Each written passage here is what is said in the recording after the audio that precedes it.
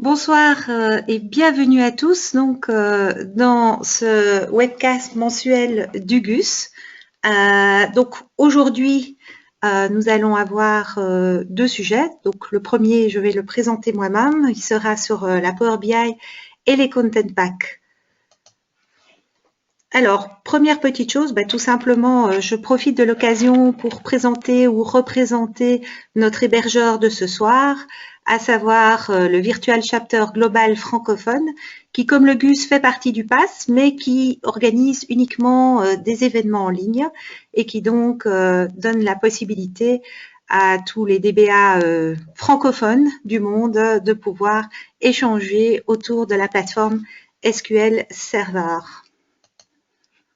Et donc, pour l'instant, comme partenaire, nous avons bien entendu le PASS, nous avons le groupe des utilisateurs SQL Server qui est centré sur la France, avec des extensions un petit peu belges, un petit peu suisses, et nous avons également la communauté .NET Montréal qui recouvre également un groupe d'utilisateurs SQL du PASS en mode on-prem, si je puis dire. Alors, j'en profite aussi pour faire une petite annonce, puisque vous avez sûrement vu passer sur les ondes, les réseaux sociaux, sur le site du GUS, dans la newsletter, qui est d'ailleurs un nouveau format absolument superbe. Donc, j'en profite pour annoncer la tenue du SQL Saturday de 2015 en septembre à Paris. Donc, n'hésitez pas à aller sur le site du GUS, regardez l'agenda qui est déjà sorti. Il y a plein de sessions et,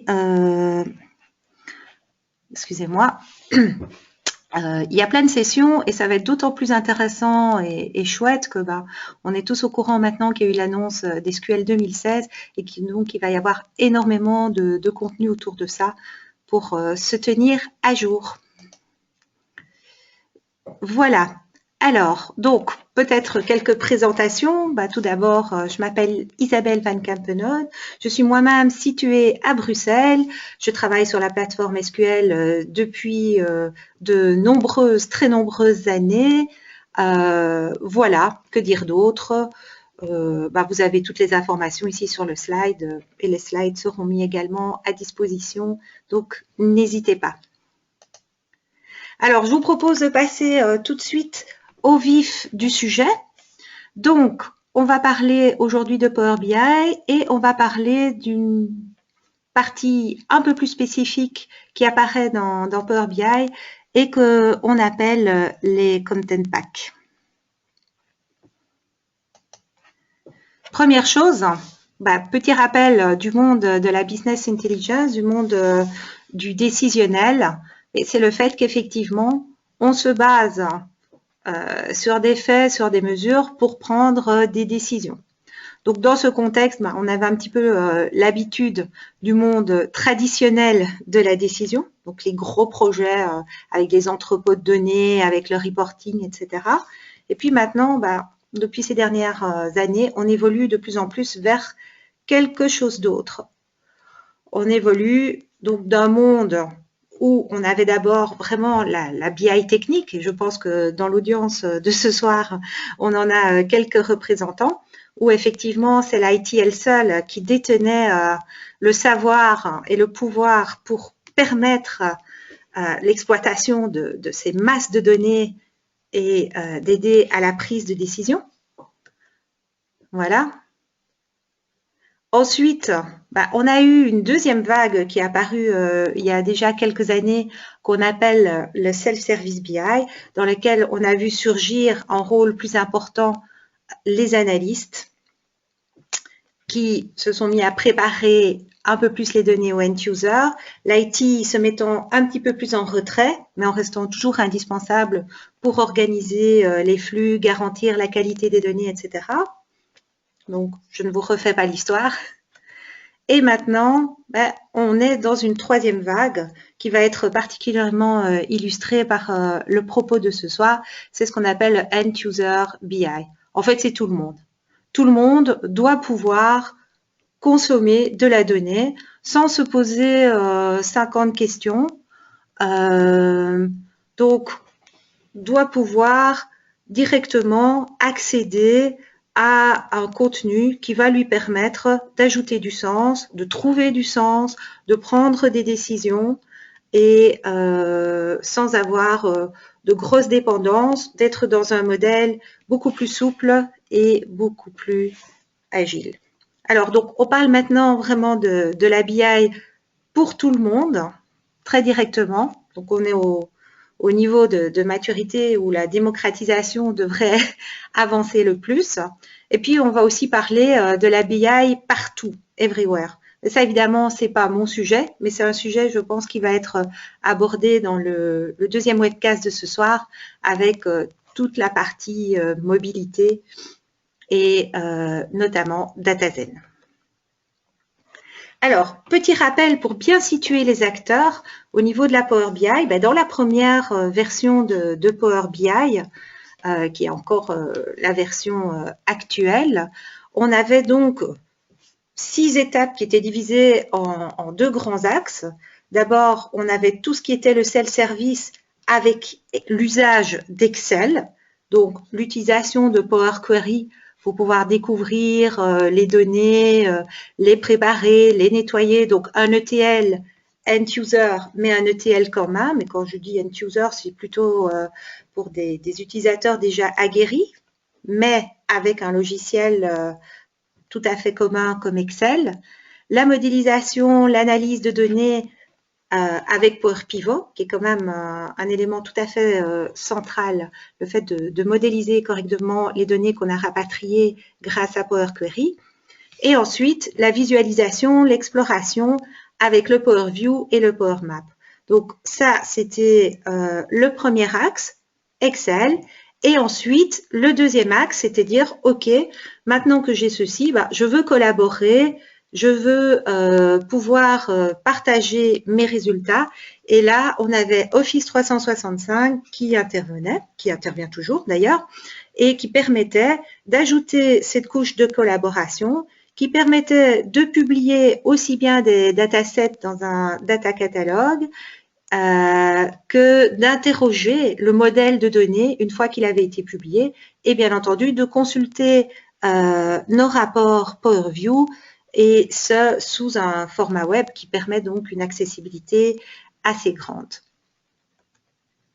Et donc ici, pour rappel, les fameux écrans que vous connaissez probablement si vous êtes déjà adepte du monde Power, si je puis dire.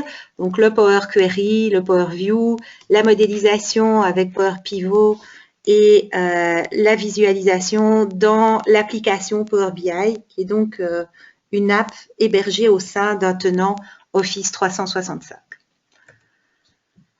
Alors maintenant, nous arrivons avec la Power BI 2.0, deuxième version, telle que offerte par Microsoft, donc une nouvelle vague qui arrive, qui est encore en preview, dans laquelle on va trouver cette fois, à côté d'Excel, un autre outil qui est tout à fait indépendant, qui est le Power BI Designer, mais qui va nous donner grosso modo les mêmes possibilités.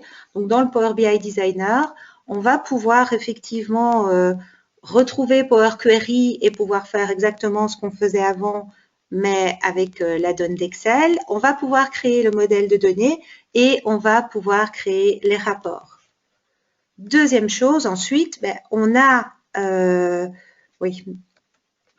l'application Power BI qui, elle, est tout à fait web-based et qui va encore élargir et simplifier l'accès, puisque là, on est vraiment dans un modèle web-based à partir duquel on va pouvoir se connecter à des sources de données, différentes sources de données, plus ou moins préparées.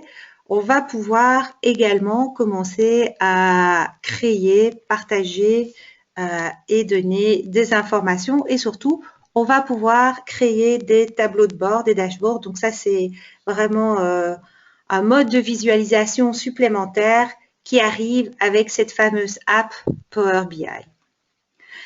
Donc ça, c'est pour brosser un petit peu le décor, enfin le tableau, dresser le décor.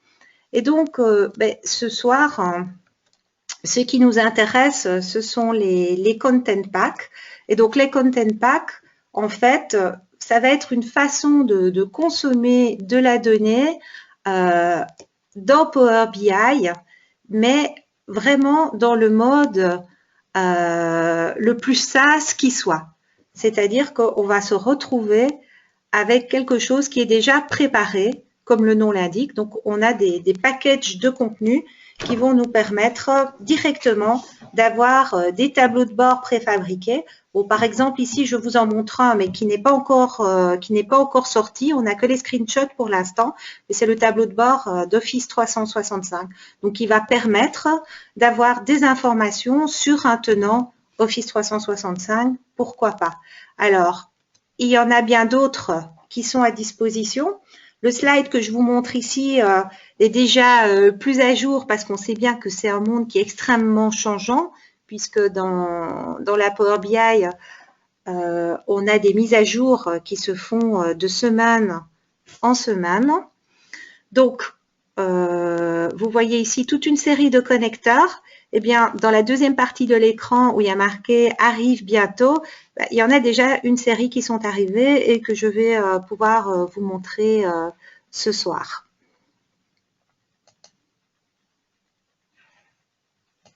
OK. Alors, je pense que plutôt que de longs discours, on va tout de suite aller jeter un coup d'œil sur ces content packs et sur cette fameuse app Power BI pour voir un petit peu comment les choses se passent. Donc, je vais passer dans mon navigateur web. Donc, voilà, c'est pas compliqué pour aller dessus, c'est app.powerbi.com. Vous pouvez vous enregistrer. Vous voyez qu'on est toujours dans une preview. Et l'écran dans lequel on arrive ici, en fait, est divisé en trois grandes parties. On a une partie dataset, une partie rapport et une partie tableau de bord. Alors, ça démarre comment? En général, ça va démarrer tout simplement avec le fait d'aller récupérer des données. Alors, l'écran que vous voyez là, il est tout neuf parce que je pense qu'hier ou avant-hier, c'était encore un autre écran. Pour ceux qui ont déjà un petit peu chipoté dans la preview, voilà, ils viennent déjà de réorganiser et on voit que ça a été de nouveau réorganisé vraiment dans une vision tout à fait end-user. Donc, vous voulez des données, on vous demande, est-ce que vous voulez aller consommer un service ou est-ce que vous voulez consommer du fichier?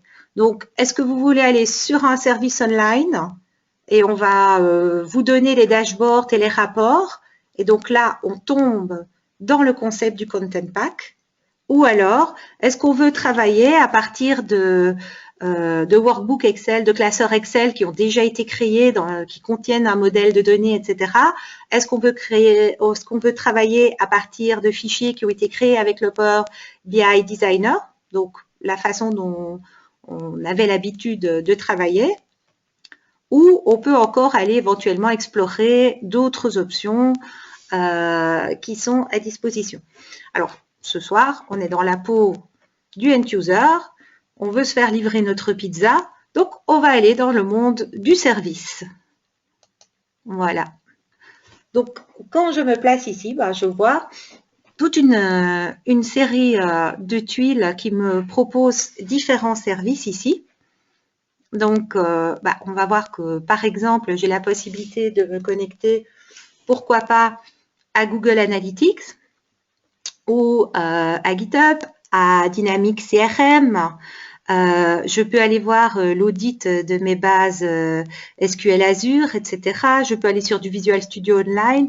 Donc, je peux aller sur Salesforce. Donc, on voit ici toute une série de prestataires, de fournisseurs de services. Et cette offre augmente de jour en jour. Okay. Alors, à côté de ça, effectivement, je pourrais aller travailler sur du fichier. Je pourrais aller sur du big data et more. Et donc là, regardez ceci, c'est tout neuf. Ça vient d'être annoncé aujourd'hui. On pourrait se connecter même sur un data warehouse dans Azure. Mais ça, c'est quand on est déjà en mode preview. Alors, si on démarre, on a aussi un exemple qui est là et qui nous permet de démarrer si on le souhaite. C'est vraiment pas un souci. Si vous ne trouvez pas votre bonheur dans l'offre actuelle, vous pouvez aussi aller proposer une idée, puisque on est vraiment dans un mode extrêmement agile et responsive. Donc ici, on peut dire, ah ben tiens, moi j'aimerais bien quand même pouvoir consommer les données de mon Fitbit, par exemple, ou de mon Microsoft Band, ou que sais-je. Ben voilà, vous rentrez l'idée ici. Et puis après, les gens votent, comme vous voyez, et vous voyez le statut. Ben, on voit que se connecter à une database SQL Server on-premise, ben, c'est démarré, ça y est, c'est dans les rails, c'est sur les rails. Puis ici, c'est planifié. Là, c'est en mode revue, etc. Donc, c'est vraiment très, très chouette. Bien, revenons au vif du sujet. Donc, on va regarder comment on peut consommer un content pack. Donc, par exemple, je vais aller sur cette repository de développeurs. Voilà, je vais cliquer sur le connect, comme ceci. Puis après, il va me dire sur quel... dans ce contexte, évidemment, il va me poser une série de questions pour que les choses puissent se passer. Donc, je vais lui dire qu'effectivement, j'aimerais bien aller voir... je reprends tout simplement l'exemple qui est là. Après, en général, ce qui se passe, c'est qu'il y a une authentification. Pom, pom, pom. Voilà. Et donc, il va me demander de faire un sign-in. Typiquement, souvent, c'est le protocole OAuth qui est appliqué.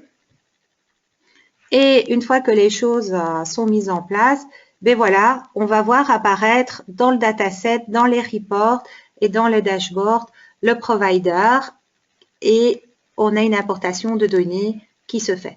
Comme ça peut prendre un petit peu de temps, j'ai fait comme dans les émissions de cuisine. Le poulet est déjà cuit et donc j'ai déjà été rechercher effectivement des content packs. Donc, si je prends celui-ci, vous voyez que en fait, le dashboard est déjà à disposition.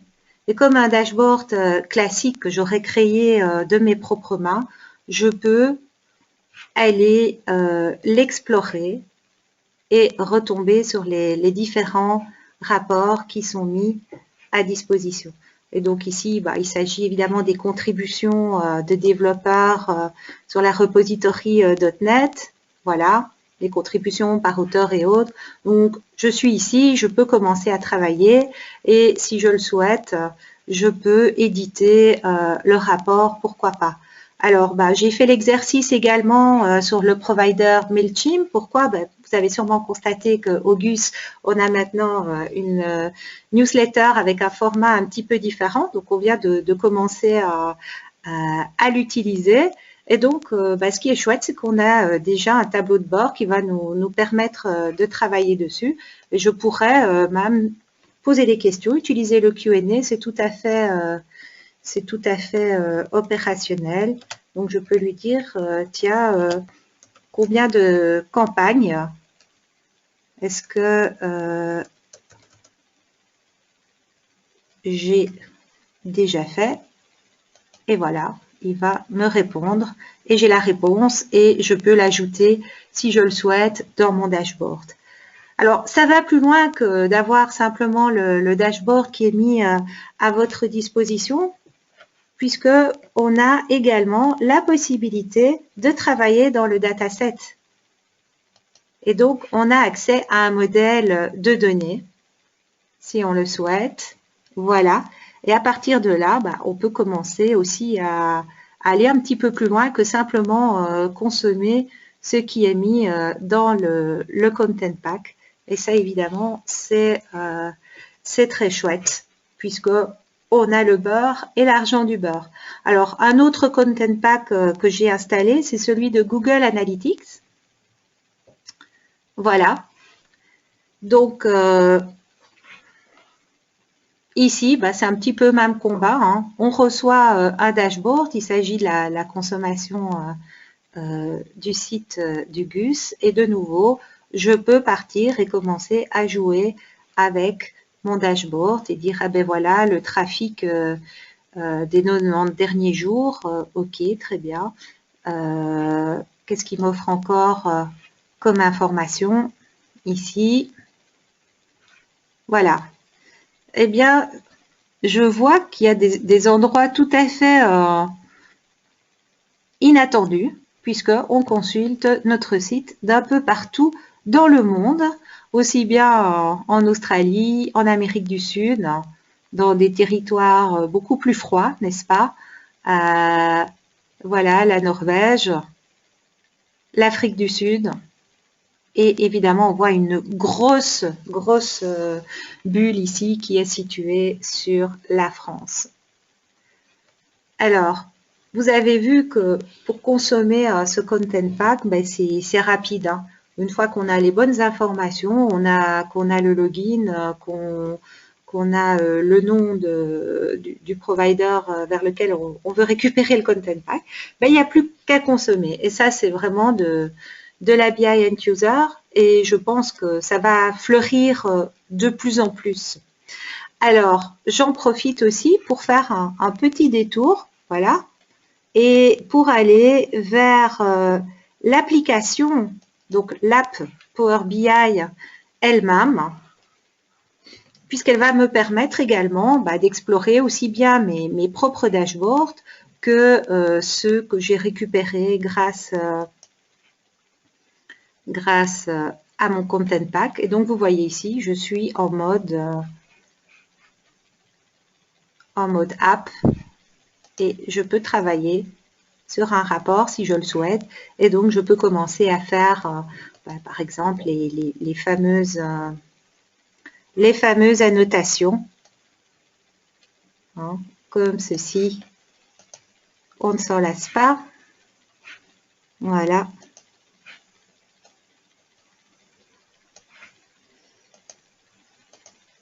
Et voilà.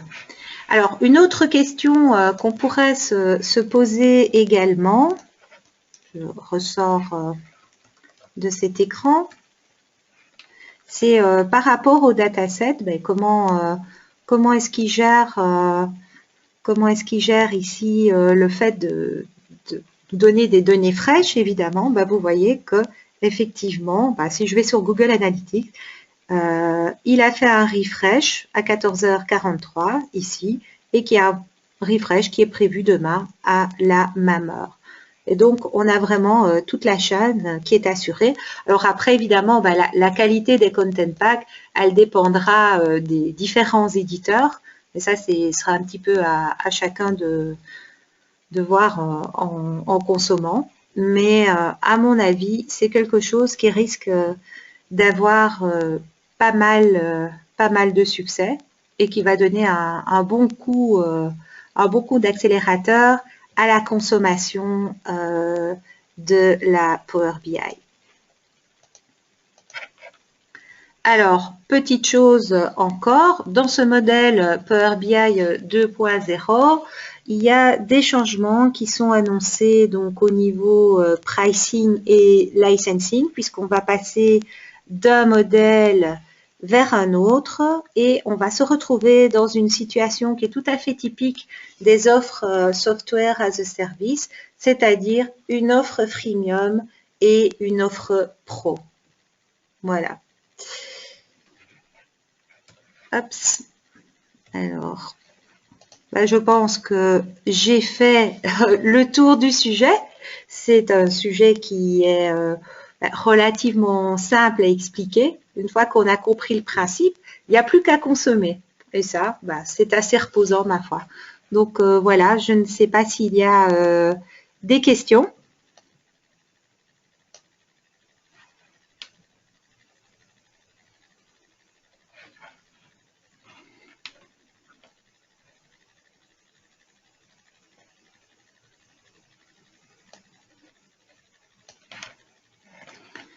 Alors, je vois qu'il y avait une question pour savoir si c'était accessible par tous les navigateurs modernes. Ben oui, moi je vous ai fait la démonstration sur Chrome, par exemple. Donc oui. Et il faut bien se dire que cette fois, on est en pur HTML5. Donc, exit le Silverlight des premiers temps de Power View, ça c'est tout à fait terminé. Alors, créer un content pack, je ne sais pas si d'autres que moi auraient éventuellement la réponse dans le public. Ce qu'il faut savoir, c'est qu'il y a maintenant une API Power BI qui est extrêmement riche. Ça devrait faire d'ailleurs l'objet d'un prochain webcast. Ce serait pas mal, je trouve. Voilà. Je ne sais pas si quelqu'un d'autre a quelque chose à ajouter par rapport à la création du content pack. Mais c'est vrai que c'est une question tout à fait intéressante. C'est actuellement en privé en fait, il faut contacter Microsoft et travailler directement avec eux. Ah ben voilà. Ben voilà.